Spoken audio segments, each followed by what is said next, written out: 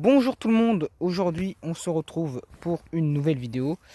Vous l'avez vu dans le titre, on est sur une vidéo construire un four dans les bois. Vous allez dans une première étape creuser un trou dans la terre et vous allez faire un petit feu rapide, pas trop gros, juste histoire de brûler un petit peu les racines qui restent, brûler les impuretés.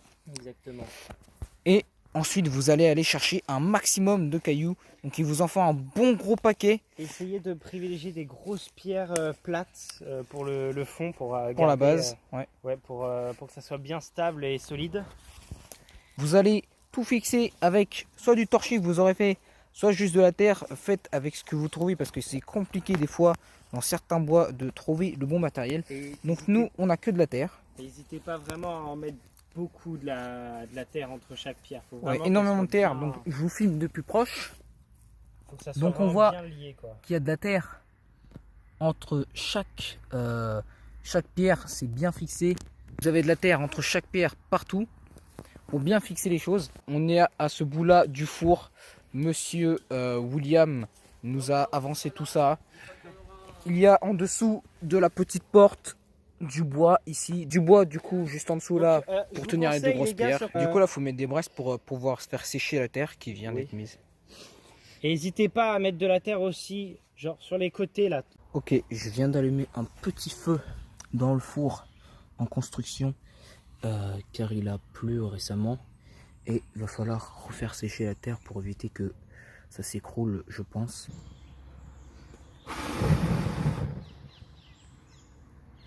On espère que ça va bien prendre. J'ai fait tout le tas de bois. Voilà, il y a un gros tas. J'espère que ça va prendre même si c'est humide. On a fait un petit feu, enfin même un gros feu dans le four pour pouvoir faire sécher la terre qui est à l'intérieur parce qu'on entre dans l'automne et il a beaucoup plu et tout est humide, tout a été mouillé. Du coup tout va sécher et on pourra ensuite continuer à faire grandir le four. On va entourer tout le tour de terre. On va laisser à peu près les deux gros cailloux ici pour pouvoir faire cuire de la viande. Alors on mélange bien afin de faire un espèce de beau ciment, une belle pâte bien collante avec un maximum d'eau toujours. Donc on essaye de bien mélanger toute la terre. Essayer de prendre de la terre assez profonde. Donc là il y a une feuille, on va l'enlever. Voilà, c'est bon. Voilà, maintenant on passe à l'étalage de la terre. Voilà. On va faire tout le tour. On va passer du coup à la pose des pierres. Donc je sais pas trop quelle pierre mettre. Hein. Pour l'instant on met un petit peu au pif toutes les pierres. Dans tous les cas on rebouchera tous les trous un peu plus tard.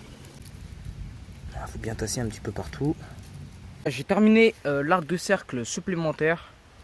Donc vous pouvez voir aussi que j'ai légèrement incliné les pierres vers l'intérieur comme ça.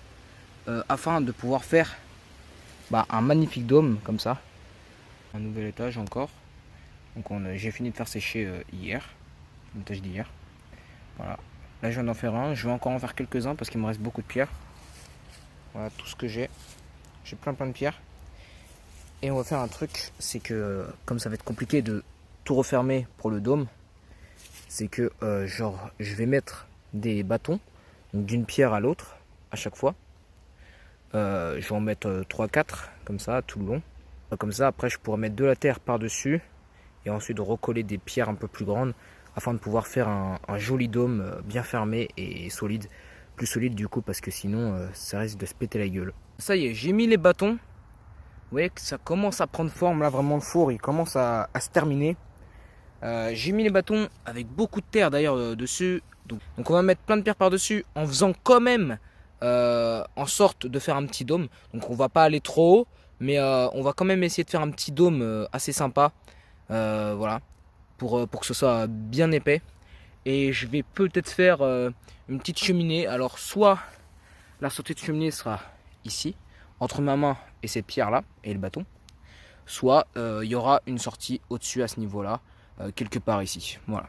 Donc on a bien complété Il y a tous les bâtons sur lesquels j'ai posé déjà 2 grandes pierres. J'ai laissé une grande faille ici. Je sais pas ce que je vais en faire demain ou un peu plus tard. Ici donc on a le grand trou.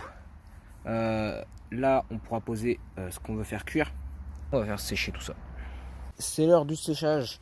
Toute la fumée pour l'instant sort par ce trou là. Donc je sais pas vraiment s'il va falloir reboucher ou faire quelque chose. Ça a l'air d'avoir pris malgré le manque d'oxygène. On voit la différence de couleur quand même entre sèche et non sèche et bien humide quoi. Voilà, donc j'ai fait carrément la moitié du four en une journée. Donc je suis content de moi.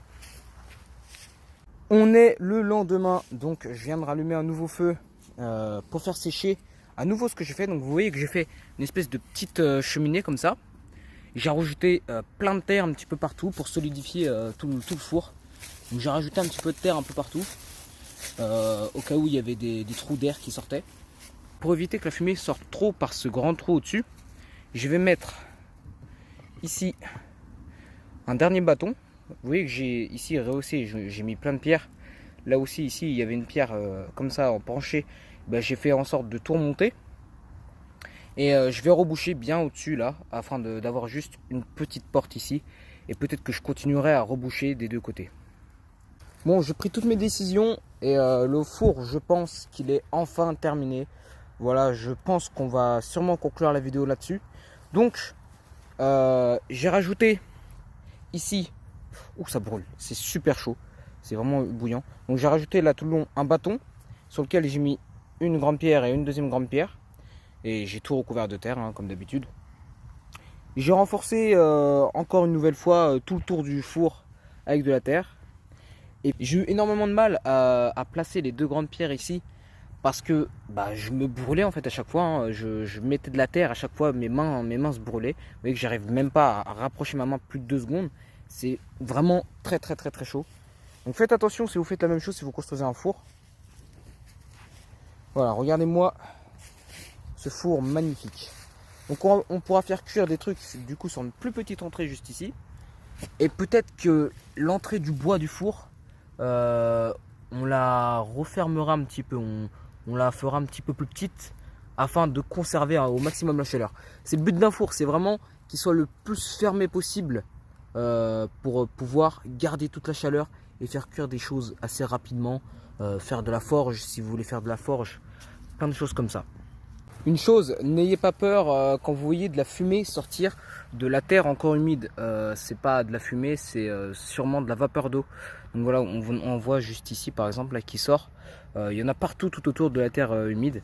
Donc en général, c'est de la vapeur d'eau. On peut même constater que la fumée sort quasiment uniquement par la cheminée, vous voyez.